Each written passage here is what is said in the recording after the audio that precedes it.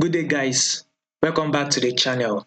So to those of you that are yet to subscribe to this channel, be it you are new, make sure you do well to click on the subscribe button, like, share, make your comments, and also follow our Telegram channel to stay updated. I'll be giving you guys more updates on this gold in the Telegram channel. So you will find the link to the Telegram channel in the comment section. Follow us and you'll get an update on gold.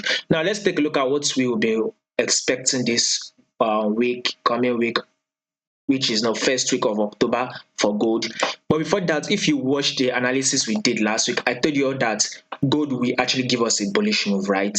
And that is exactly what it did. So we were around, if I was not wrong, we were at around 26.20 as at earlier of this week, and I told you guys that we would be expecting a push up, right? So from here we can see gold eventually give us that bullish move. So if you were my follower, you should have been able to catch this bullish move to the upside. Right now it looks like gold wants to change direction, but we need to wait for a confirmation. So probably if gold can eventually come to drop, then there's possibility to start giving us that lower lows and lower highs. We need to see what it does. But if it does not do that, gold is likely to push up again. So let's watch out. As you can see, this 1 hour time frame, it looks like a double bottom wants to start playing out right here.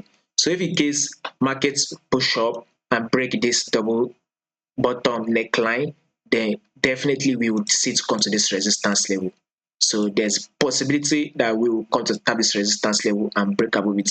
But if it does not do that, then gold is likely to start giving us that bearish move. So more updates will be covered in the Telegram channel, which the link will be found in the comment section. So follow us and you stay updated.